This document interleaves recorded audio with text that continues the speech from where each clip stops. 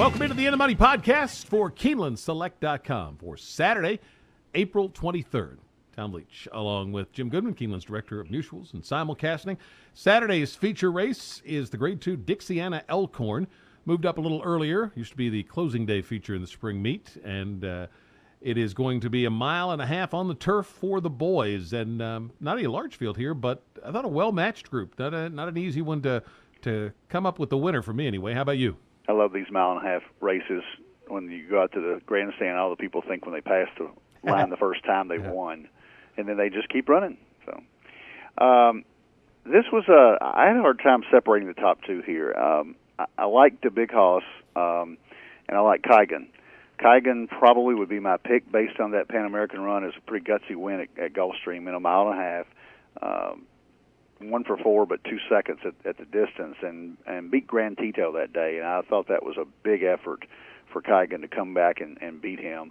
But the Big Hoss beat Kygan at Sam Houston at 1.5 miles in the J.B. Conley. So I'm going to take those two. I'm going to use those two, plus maybe one more in the pick 4. If you stuck something to my head and said you got to pick one, I'd say Kygan just because of the last race. And Mark Cassie's been hot here with 7 wins already. And but Mike Maker has a shot with the Big Hoss. I like Giroux on him. So those two are just a coin flip for me. The question mark in here is a horse called Adolo Portento, the Argentinian. Ignacio Carayas has had a couple of winners here, and this horse ran at Oakland, the Razorback, only got beat by 1.5 lengths by Upstart. Pretty impressive first-time North America. So I'm going to throw Paco Lopez and the Argentinian horse in there, too, in the pick 4s, just in case there's a bomb here. But the Big Hoss is my second choice. Kygan is my very, very, very slim first choice, the 7 horse. I ended up taking Up with the Birds in here. I'm not wild about the layoff, but it's Graham Motion, so I'll would consider it with a trainer like him. And the other thing, or two things actually, I like the 7 Furlong Work last time, and I like Johnny Velasquez taking the ride. Both of those, I'm going to bet, are indications that this horse is ready to run rather than this just being the first start on a journey or a prep for something else. So this horse looks like he just never could get on track last year for whatever reason. I don't know if there was something physically going wrong or what, but really good before that, the year prior, and he's won here before. So I'm going to take Up with the Birds for Graham Motion to have him ready for the win pick. Use him with the 2 horses you mentioned, Kygan and the Big Hoss, and also Twilight Eclipse, who's got a lot of back class as well. Now we want to take a look at the late pick 4 for Saturday, which starts in the 7th race. I could not find a single, so what I started out with was 3 in the first leg. Whiskey Bravo's the win pick, going a horse that's won 3 in a row, and Brad Cox 22% off the claim. He claimed this horse last time out. But I also want to have Protection and Shadow Rock. Those post positions about 5 and in are really strong numbers-wise on these turf sprints.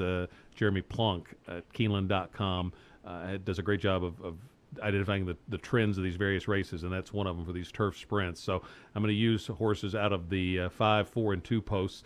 In the 8th race, the 2 Lady Soul, certainly the one to beat. I would do a win pick for Linda, the 6, because this was an Ian Wilkes horse. He never wins first time out, and this horse was bet down to 4-1 for the debut, which tells me there's something there. Got a bad start, finished strong, and at this beard course distance, coming from off the pace is usually a preferred style. So 6 and 2 there. If you can afford to go one more, add Mock and do it the 7. In the 8th race, I'd use all 4 that I mentioned, 2, 6, 7, and 1. And then in the 10th race, Only One Wish is the win pick, shortening up from longer distances for Joe Sharp, but the 1 Brilliant Bell and the 2 Betting on Lucy I want as well. So 5, 4, 2 with 6, 2, and 7 if you can afford to go deeper, with 2, 6, 7, 1, and with 3, 1, 2 for me. How about you? Okay, I've got a little bit of a dilemma on the first race. I've got 4 horses, 2, 5, 6, 10. Shadow Rock, the 2. Whiskey Bravo, the 5, which is on a 3-race win streak. The 6 horse Ray's Warrior, first turf, but a 98 buyer last time. I got a lot of speed at Oakland. And then the last horse I would use is I do like an outside horse there to have a chance. I don't like the post position, but Platinum Prince, the 10, would be my 4th. So I go 2, 5, 6, 10. Second leg, 2, 5, 6, 7, 8 with Lady Soul, Hang On Annie Linda, Mock and Do It, and Dear Elaine. Third leg, 1, 4, 7 with the Big Hoss, Adello Portino, and Kaigan. And then I'd stick on 2 horses. I like Brilliant Belle. I almost singled her in the last leg, dropping from 50,000 to 20,000, but I would also use the 7 City Beauty with a chance also dropping from 50 to 20. So 2, 5, 6, 10 with 2, 5, 6, 7, 8 with 1, 4, 7 with 1, 7 is $60. One other race that we want to look at is the Charlestown Classic Grade 2, which will be Saturday night. And I thought this was a pretty good betting race. I ended up taking the 4 Donworth. Had trouble last time out. His first race out as a 4-year-old was really impressive, and then regressed a little bit, but had some trouble last time. 3 works since that race. I like the good tactical speed in a 3-turn race, so I'm going to take the 4 Donworth, use him with Imperative, the 5, the 6 International Star, and the 7 Paige McKinney, but there were a couple of others I could have considered in here too. How about you? I'm using Imperative here. Imperative ran second to Marino in this race last year. It's a tricky, small track with tight turns, and Mike Smith fits him very well. Only ran nose short of Opportunity and a length and a quarter out of behind California Chrome in the West. And Imperative obviously likes this track okay. I think that makes a big difference in this race. Paige McKinney, the 9, is on a 4-race win streak and also ran here last year, losing by 4.5. Donworth would be my third pick just because the back class had a rough trip in the big cap and checked out after clipping heels.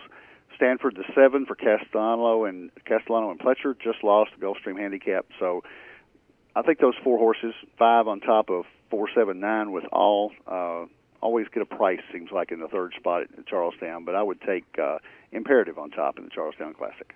Best of luck with your Saturday wagers. Don't forget that Fridays and Saturdays, there's the shuttle from the Red Mile simulcasting location out to Keeneland and back, so you can park at the Red Mile, and then when you come back after the races, go to the after party with music and food and the instant racing machines and simulcasting. And then don't forget as well to take advantage of the Saturday trackside morning workout program. Nyquist, there's a chance, could be working, doing his next to last timed work for the Derby on Saturday morning if they decide to postpone it because of weather from Friday, the originally scheduled date. Best of luck with your Saturday wagers. We'll be back with another edition of the In the Money podcast for the Sunday card at Keeneland. For Jim Goodman, I'm Tom Leach for KeenelandSelect.com.